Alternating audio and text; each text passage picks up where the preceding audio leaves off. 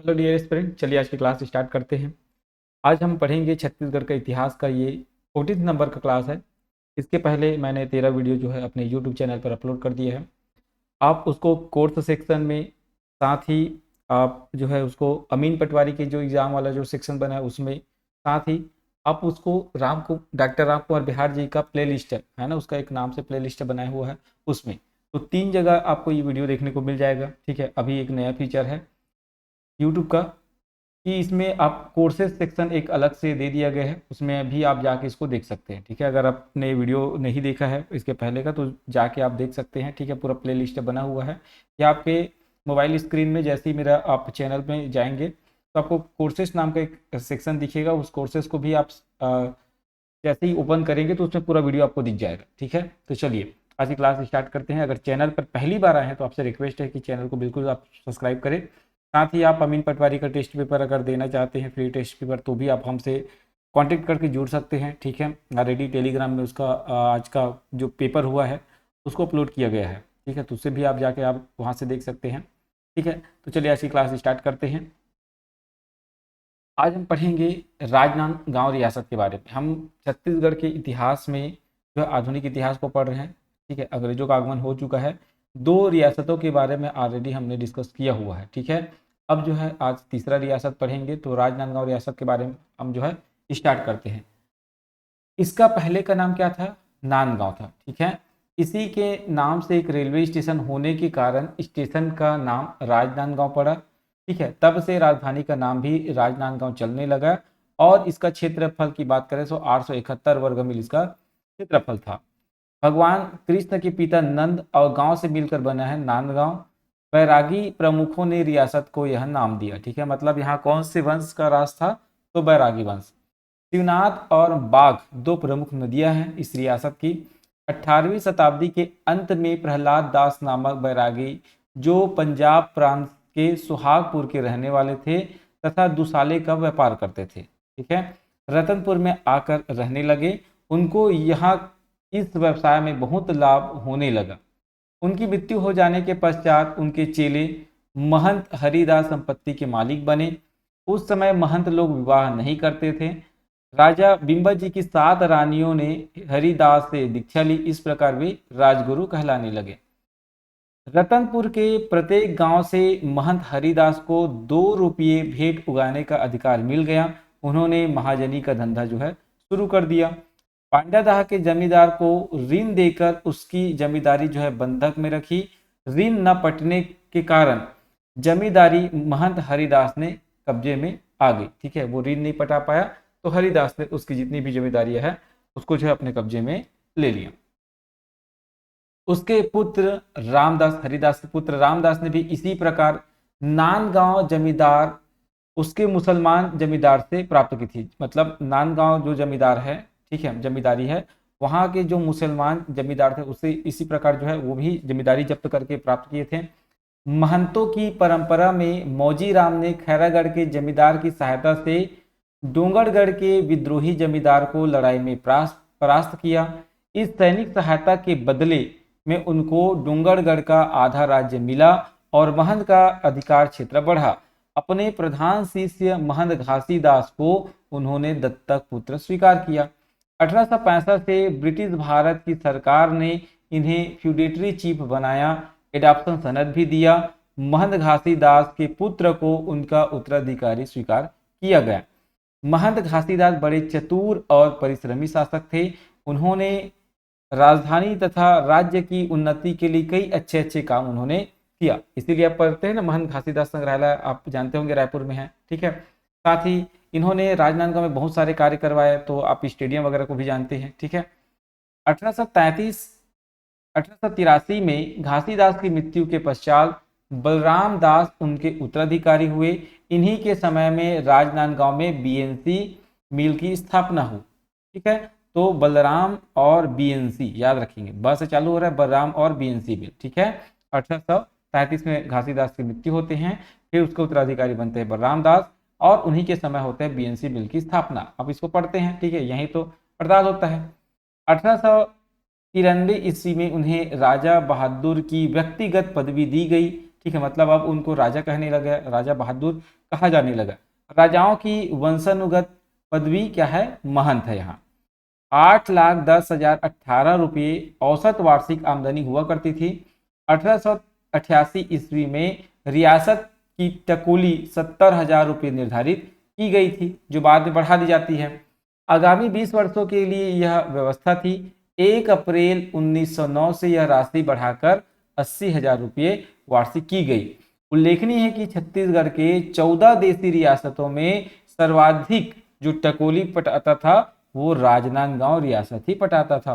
राजनांदगांव के सामंती राजा का जब भारत संघ में विलय हुआ, मतलब ये राजनांदगांव का जब विलय हुआ है ना इस रियासत का, तब महन दिग्विजय दास यहाँ के सामंती राजा थे। रियासत के अंतर्गत छुरिया नामक घना जंगल था, जहाँ अंग्रेज अधिकारी शिकार का आनंद उठाते थे। डोंगरगांव में प्राचीन राजमहल का खंडहर विद्यमान है। पांडादाह में राजघराने के महंतों की चंद समाधियां बनी हुई हैं। राजा मंडला निजाम शाह के स्मरणार्थ एक गांव है जो राजा मोई गांव के नाम से रियासत में चर्चित है। राजनांदगांव में प्राचीन गोड़ राजा जीतराय के चंद सोटे और लाठी सुरक्षित है। ठीक है, मतलब राजनांदगांव में प्राचीन गोड़ राजा हुआ करते थे, कौन, जीतराय। जीतराय हमेशा क्या यूज करते थे, सोटे और लाठी। तो उनकी सोटे और लाठी जो है आज भी सुरक्षित है, जिनकी पूजा की जाती है। राजमहल के अहाते में प्राचीन मुसलमान जमींदार की कब्र है, मतलब जो राजमहल है उसका जो आंगन बना हुआ है, ठीक है, मतलब जो जगह है आंगन टाइप का अहाता जो बना हुआ है, वहाँ प्राचीन मुसलमान जमींदार की कब्र है। राजनांदगांव का टाउन स्कूल भवन छत्तीसगढ़ की पुरानी सार्वजनिक इमारतों में से एक है। बलदेव बाग, रानी बाग रियासतकालीन जो है धरोहर है। ठीक है, प्राचीन कालीन धरोहर है। ठीक है, 2 बाग है, बलदेव बाग और रानी बाग। तो राजनांदगांव रियासत की ये जो है प्राचीन कालीन धरोहर है। अब बात करते हैं खैरागढ़ रियासत के बारे में। तो राजनांदगांव रियासत में केवल आपको ये याद रखना है, वहाँ के जो शासक थे उनको बैरागी वंश का वहाँ शासन था, उनको सामंती राजा कहते थे। ठीक है, हरिदास महंत घासीदास का नाम याद रखेंगे, बलराम दास का नाम याद रखेंगे। उन्हीं के समय बीएनसी कॉटन मिल का जो है स्थापना हुआ था। ठीक है, अब हम बात करते हैं खैरागढ़ रियासत। नाम से ही समझ आ रहा है, खैर वृक्ष की अधिकता के कारण इस रियासत का नाम क्या बना, खैरागढ़ हुआ। खैरागढ़ राजवंश के लोग अपने को नागवंशी राजपूत कहते थे। छोटा नागपुर के क्षत्रिय राजा पृथ्वीकर्ण थे, को अपना पूर्वज मानते थे। मतलब ये जो नागवंशी राजपूत है ना, किसको अपना पूर्वज मानते थे, तो पृथ्वीकर्ण। और ये पृथ्वीकर्ण कहाँ के थे, छोटा नागपुर के क्षत्रिय राजा। कोलाबा को राजधानी बनाकर प्रारंभिक शासक जो है यहाँ राज्य चलाया, शासन किया। खड़ग राय ने खड़गगढ़ को राजधानी बनाया। तो नाम याद रखेंगे, खड़ग राय आए, इनका शासन जब चला तो इन्होंने किसको, खैरागढ़ को राजधानी बनाया। कोलाबा में राजप्रसाद आदि भग्नावस्था में है। 1759 ईस्वी में खड़ग राय का निधन हुआ। 1500 रुपये टकोली के रूप में पटाया जाता था। राशि बढ़ाकर 5000 नागपुरी रुपया किया गया। भास्कर राव सूबेदार ने इसे और बढ़ाकर 8000 रुपये वार्षिक किया। फिर 1814 ईस्वी तक खैरागढ़ रियासत का क्षेत्रफल बढ़ गया और वार्षिक टकोली की राशि भी बढ़ा दी गई। अब 35,000 रुपये इसकी राशि जो है पहुंच गई थी। 1816 ईस्वी में अप्पा साहब भोसला के भड़काव में आकर डोंगरगढ़ के जमींदार ने अंग्रेजों के विरुद्ध जो है विद्रोह कर दिया। खैरागढ़ के राजा टिकैत राय ने राजनांदगांव के महंत के सहयोग से इसे दबाया।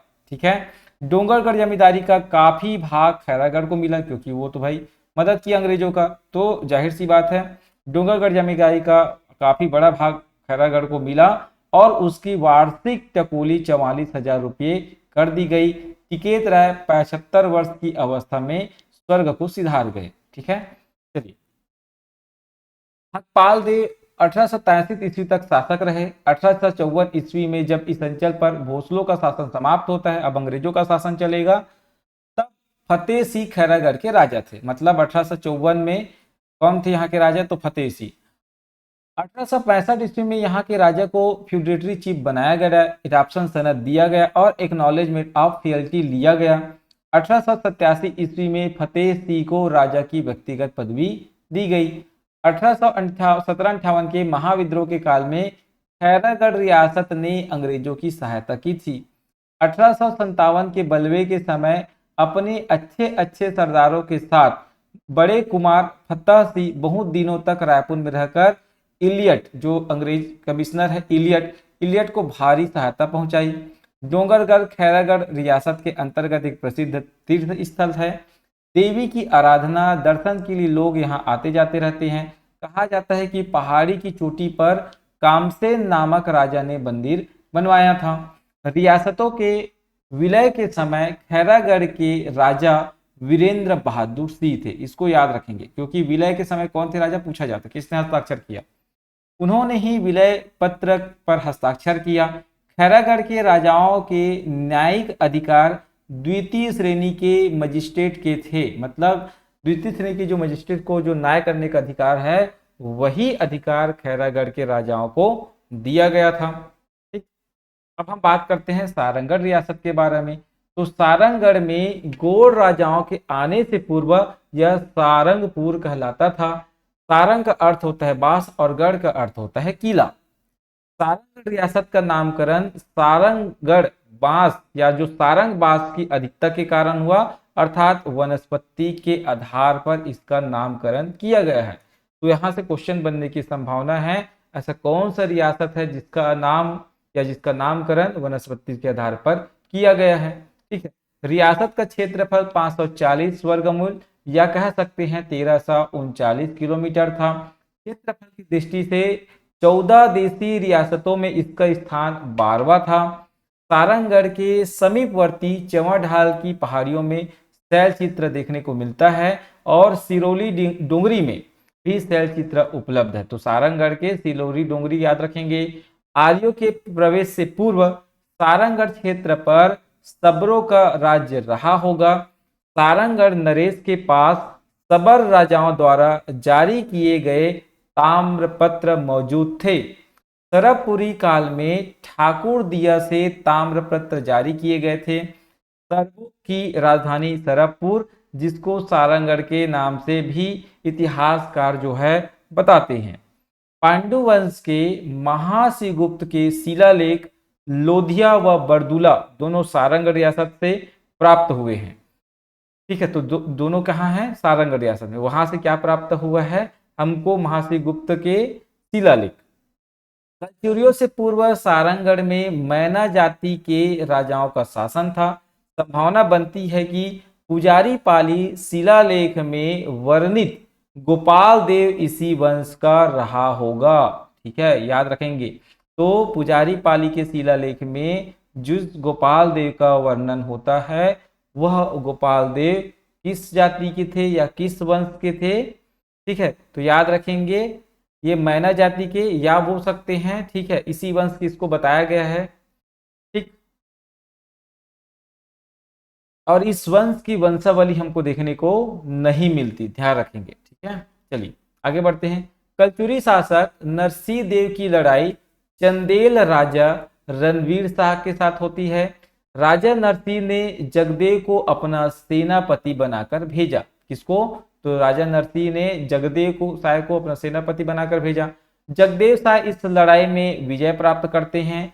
प्रसन्न होकर नरसिंह ने जगदेव शाह को सारंगढ़ परगना तथा दीवान की उपाधि देते हैं। साथ ही बदले में 1150 रुपये माल गुजारी तय की गई। इस प्रकार सारंगढ़ रियासत की स्थापना वीरतापूर्ण कार्य करने के परिणाम स्वरूप हुआ है।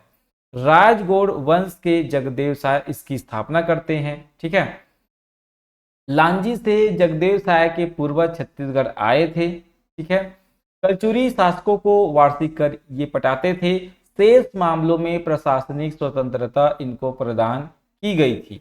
1477 के आसपास सारंगढ़ संबलपुर के 18 गढ़ जात में शामिल कर दिया गया।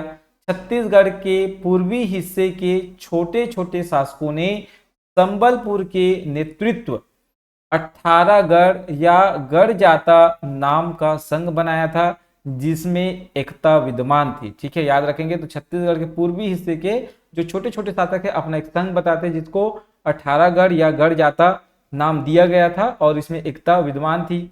मराठों ने जब छत्तीसगढ़ और संबलपुर क्षेत्र में अपने अपने प्रभाव में ले लेते हैं, है ना, छत्तीसगढ़ और संबलपुर क्षेत्र को, तब सारंगगढ़ भी मराठा नियंत्रण में उसकी अधीनता में आ जाता है। 1755 तक सारंगगढ़ रियासत सहित आसपास की सभी जमींदारियां मराठों की करद बन गई थी। मराठों को सारंगगढ़ रियासत की ओर से 1600 रुपये कौड़ी मालगुजारी अदा की जाती थी। बिंबाजी भोसले ने सारंगगढ़ के दीवान कल्याण साय को राजा की पदवी प्रदान की। ध्यान रखेंगे, ये सारंगगढ़ के दीवान है भाई, कल्याण साय। ठीक है, ये वो वाला कल्याण साय नहीं है। तो बिंबाजी भोसले ने सारंगगढ़ के दीवान कल्याण साय को राजा की पदवी प्रदान की। 1787 में बिंबाजी की मृत्यु के पश्चात संबलपुर तथा उसके समीपवर्ती सारंगगढ़ आदि स्वतंत्र हो गए। 1800 ईस्वी तक मराठों के नियंत्रण से मुक्त रहे। 1777 ईस्वी में सारंगगढ़ की राजगद्दी पर विश्वनाथ साय बैठे। अलेक्जेंडर इलियट महत्वपूर्ण कार्य से कलकत्ता से नागपुर जा रहे थे। रास्ते में 12 सितंबर 1778 ईस्वी को छत्तीसगढ़ क्षेत्र में उनको ज्वर से वो पीड़ित हो गए, और ज्वर से पीड़ित होने के कारण उसकी मृत्यु हो गई। उसकी लाश को दफनाने के लिए छत्तीसगढ़ अंचल के कोई भी जमींदार जमीन देने के लिए तैयार नहीं थे। फिर वो राजा विश्वनाथ साय से अंग्रेजों ने संपर्क किया। लाश नदी के किनारे सलार ग्राम के निकट जो है दफनाया गया।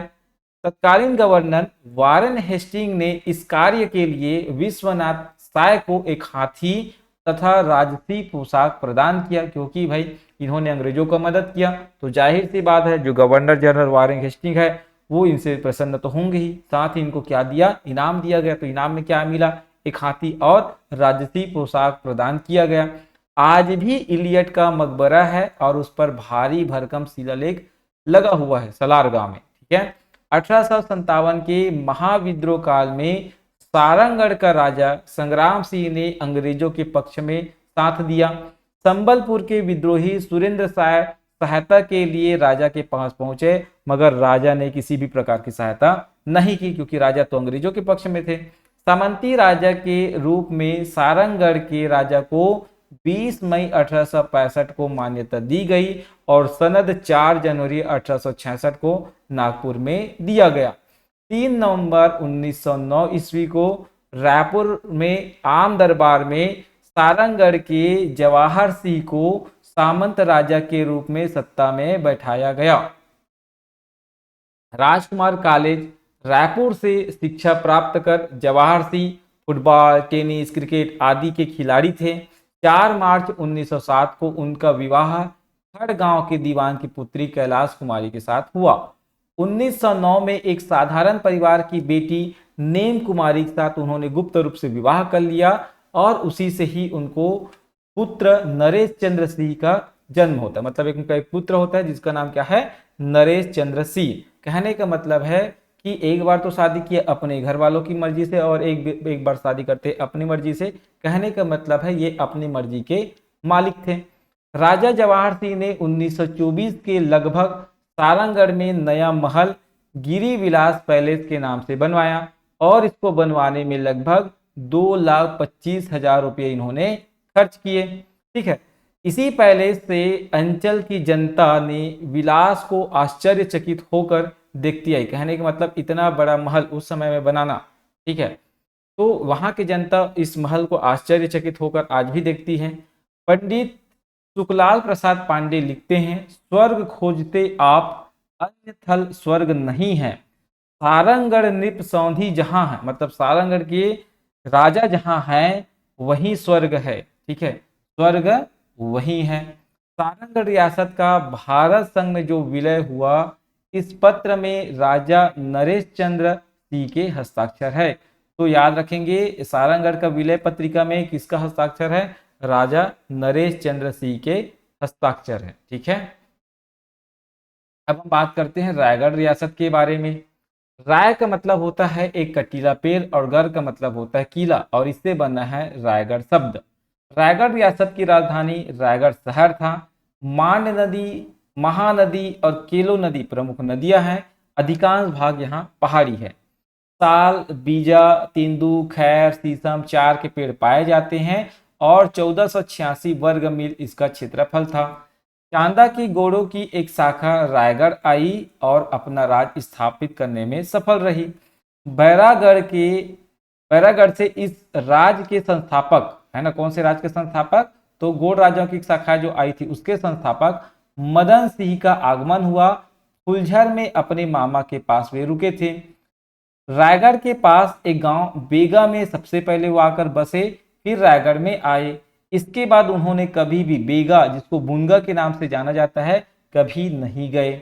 आज भी रायगढ़ का जो राजवंश है वो बुनगा की सीमा में नहीं जाता। बुनगा की देवी मदन सिंह की कुल देवी थी, ठीक है। और जब वहां का राजा ये बने थे, है ना, रायगढ़ के राजा ये बने मदन सिंह, तो उनकी कुल देवी इनसे नाराज हो गई थी और इनको सपने में क्या है कि अपना जो बुनगांव गांव है उसको छोड़ने के लिए उन्होंने कहा था, ठीक है। इसी कारण इस राजवंश के लोग आज भी बुनगा गांव में नहीं जाते हैं। ऐसा माना जाता है कि अगर वहां जाएंगे तो आकस्मिक मृत्यु हो सकती है, ठीक है। इसी कारण देवी की चेतावनी राज परिवार अक्सर याद करता रहता है। बुनगा में पैर न रखने का अद्यतन पालन आज तक राज परिवार करते आ रहा है। मदन सिंह फुलझर राजा त्रिभुवन साय का भांजा था। त्रिभुवन ने ही रायगढ़ क्षेत्र में गोड़ प्रभुत्व की स्थापना के लिए उसे भेजा था। इस अंचल में पूर्व में भैना राजाओं का शासन था। संभावना बनती है कि मदन सिंह ने किसी भैना राजा को परास्त कर पहले बुनगा में अपना शासन जो है स्थापित किया होगा। इष्ट देवी का मिट्टी से बना मंदिर मदन सिंह द्वारा बुनगा में बनवाया गया। मदन सिंह का शासनकाल 1602 ईस्वी तक रहा होगा। तखत सिंह उसके बाद राजा हुए। इस दृष्टि से 1550 ईस्वी के लगभग मदन सिंह का बुनगा जाना व राज स्थापित करना माना जा सकता है। मदन सिंह, तखत सिंह व बेद सिंह को संबलपुर के डिप्टी कमिश्नर ने अपनी रिपोर्ट में एक जमींदार लिखा है, ठीक है। राजा नहीं कहा गया, इनको क्या कहा गया है, जमींदार कहा गया है। दीप सिंह को रायगढ़ का पहला राजा बतलाया गया है। या तो संभलपुर के महाराजा ने या मराठों ने उसे राजा बनाया होगा, निश्चित रूप से नहीं कहा जा सकता। सारंगढ़ राजा संग्राम सिंह ने चरित्र, सारंगढ़ के राजा संग्राम सिंह ने चरित्र नामक किताब अपने हाथों से लिखा। इस हस्तलिखित ग्रंथ में सारंगढ़ इतिहास के संदर्भ में जो सामग्री इकट्ठा करवाई गई उससे रायगढ़ व छत्तीसगढ़ के कुछ अन्य रियासतों के बारे में जानकारी मिलती है। तखत सिंह की सारंगढ़ से लड़ाई हुई थी। भेड़वन इलाके की रायगढ़ राजा द्वारा लूट लड़ाई का कारण था, ठीक है। मतलब तखत सिंह की सारंगढ़ से लड़ाई हुई थी। क्यों हुई थी सारंगढ़ से लड़ाई? क्योंकि जो रायगढ़ के जो राजा थे, ठीक है, उन्होंने क्या किया था, लूट किया था। यहाँ लूटपाट मचाया होगा, ठीक है। कौन से इलाके में? तो भेड़वन इलाके में। इसी कारण जो है ये लड़ाई हुआ था। सारंगढ़ राजा कल्याण साय ने स्वयं अपनी सेना का नेतृत्व किया। मुड़ियाडीह में यह लड़ाई हुई। सारंगढ़ की फौज विजय रहा। अघन माह संवत 1804 साल 1747 ईस्वी को यह लड़ाई लड़ी गई थी। रायगढ़ राजा तखत सिंह पराजित होने व अपमानित होने के दुख में अंदर अंदर ही क्या रहते, जल रहे थे, ठीक है। और ये जो चिंता उनको खा रही थी और उसकी क्या हो जाती है, मृत्यु हो जाती है, ठीक है। 1750 से लेके 1783 ईस्वी तक दीप सिंह रायगढ़ के राजा हुए। राजा जुआर सिंह का शासनकाल 1783 से लेके 1824 ईस्वी तक रहा। संबलपुर के 18 गढ़जात समूह में रायगढ़ भी शामिल था। सारंगढ़ के राजा विश्वनाथ साय रायगढ़ नरेश जुआर सिंह के समकालीन थे। याद रखें कौन कौन से राजा समकालीन थे, तो सारंगढ़ के राजा विश्वनाथ साय और रायगढ़ के राजा जुआर सिंह। 1783 ईस्वी में सिंहासन के पश्चात जुआर सिंह ने सारंगढ़ नरेश विश्वनाथ साय को 10,000 रुपये टीका के रूप में देकर भात खाया, मतलब उसके घर गए, उसको पैसा दिया, मतलब खाना खाने के बाद अच्छा लगा होगा तो टीका स्वरूप उनको पैसा दिया और उनसे मान्यता प्राप्त की। दूसरे मराठा युद्ध के पश्चात रायगढ़ अंग्रेजों के संरक्षण में चला गया। 25 मई 1819 को रायगढ़ के राजा ने अंग्रेजों के साथ एक इकरारनामा हस्ताक्षर किया और 30 स्वर्ण मुद्रा टकोली के रूप में पटाना जो है निर्धारित किया गया। डॉक्टर अतुल श्रीवास्तव लिखते हैं, यह स्वीकार करना होगा कि एक डूबती नाव से उतरकर भावी सम्राटों के साथ होकर ज्वार सिंह ने प्रशंसनीय राजनीतिक दूरदर्शिता, योग्यता, चातुर्थ एवं निर्भीकता का प्रदर्शित किया। ठीक है, मतलब ज्वार सिंह अपनी बुद्धि का सदुपयोग किया और बुद्धि का सदुपयोग करने के पश्चात उन्होंने अंग्रेजों के साथ जो है दोस्ती यारी कर ली, जिसके कारण वो एक समझदार राजा के रूप में अपने आप को प्रदर्शित किया। ठीक है, चलिए आगे बढ़ते हैं। ज्वार सिंह ने सारंगढ़ राजा के विरुद्ध 18 गढ़ जात राजाओं में से अनेक को साथ लेकर लड़ाई लड़ी। 18 दिनों तक सारंगढ़ का किला घेर कर रखा, मगर सफलता इनको नहीं मिली और 1791 की यह घटना थी।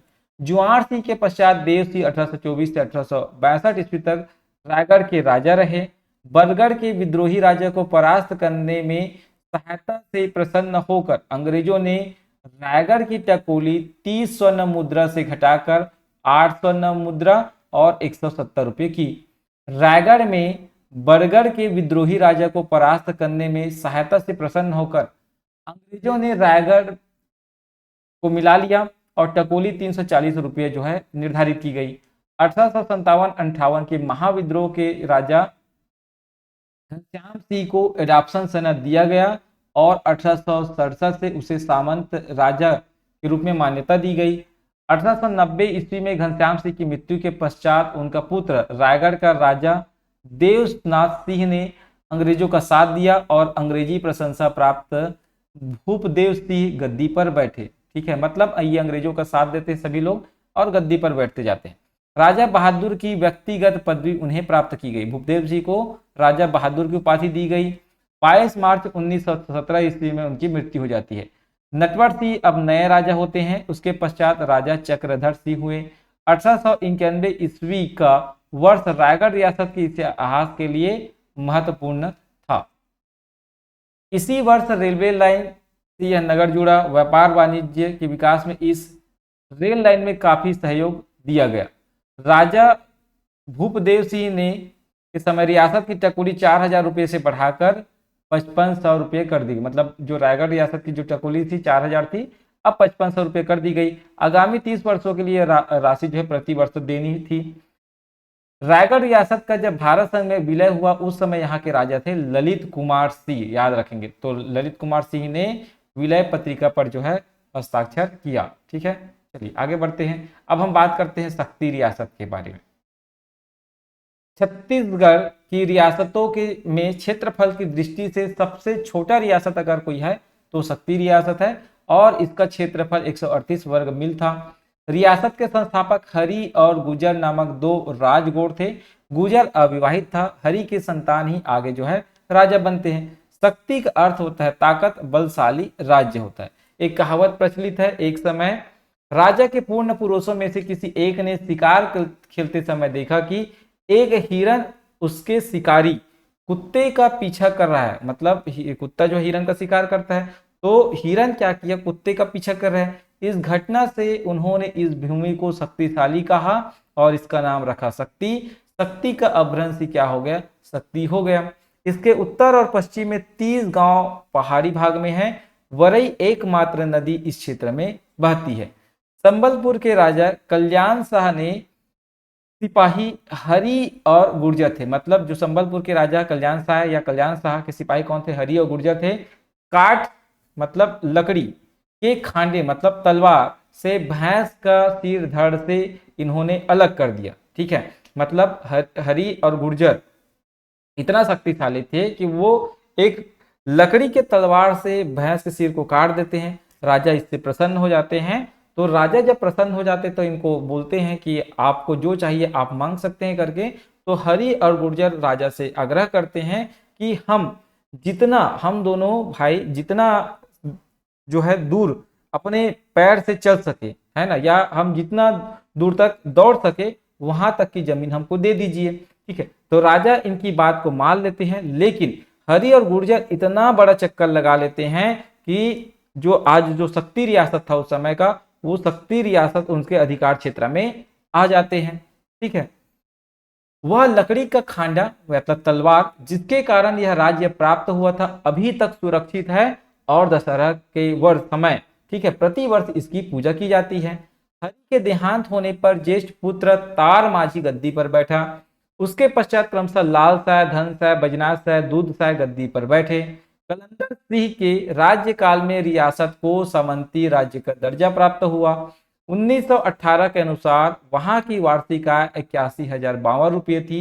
1865 ईस्वी में छत्तीसगढ़ के अन्य देशी रियासतों की भांति शक्ति रियासत के राजा को भी एडॉप्शन सनद दिया गया। राजा से एक्नॉलेजमेंट ऑफ फील्टी पर हस्ताक्षर करवाया गया। वार्षिक टकोरी समय पर देना स्वीकार किया गया। यहाँ के शासक की उपाधि राजा की थी। उसे किसी भी प्रकार की सैल्यूट की पात्रता नहीं थी, मतलब उसको किसी भी प्रकार की सैल्यूट नहीं दिया जाएगा। जुलाई 1914 में लीलाधर सिंह शक्ति के राजा बने। शक्ति रियासत के राजाओं में योग्यता, प्रतिभा व महत्वाकांक्षा में लीलाधर अग्रगण्य हैं और 3 जून 1929 को उन्हें राजा बहादुर की मानद उपाधि दी गई। शक्ति के भारत संघ में विलय के पत्र पर लीलाधर की हस्ताक्षर हैं। 34 वर्षों का उनका शासनकाल जो है चर्चित रहा। पुरातत्व की दृष्टि से शक्ति रियासत स्थित गुंजी गांव का महत्व है। आप जानते हैं गुंजी। शक्ति नगर से 14 मील दूर दमोदरहा नामक एक जल कुंड है। यहीं पर एक शिलालेख है। प्रथम ईस्वी सदी की पाली भाषा में यह शिलालेख लिखा हुआ है। गुंजी को ऋषभ तीर्थ के रूप में मान्यता दी गई है। ठीक है, तो ये रहा दोस्तों रियासतों के बारे में। कुछ रियासत और बचा हुआ है, उनको भी हम पढ़ेंगे। टोटल 14 रियासत पढ़ना है। ठीक है, तो चलिए आज की क्लास यहीं समाप्त करते हैं। उम्मीद करता हूँ क्लास आपको पसंद आया होगा। ठीक है, अब दिवाली खत्म हो गई है, जितने भी त्योहार है वो खत्म हो चुके हैं। अब अमीन पटवारी आपको एक टारगेट होना चाहिए। 7 दिसंबर को पेपर है, तो बहुत अच्छे से आप तैयारी करिए। मेरे साथ लगातार जुड़े रहिए, वीडियो को देखिए, वीडियो को अपने दोस्तों तक शेयर करिए, ज़्यादा से ज़्यादा लोगों को शेयर करिए और हमारे चैनल को सब्सक्राइब करिए। ठीक है, अब जो है कंटिन्यू आपको क्लास जो है प्राप्त होती रहेगी। अब कोशिश रहेगा कि मेरा एक दिन में 2 वीडियो आते रहे। ठीक है, चलिए आज की क्लास यहीं समाप्त करते हैं।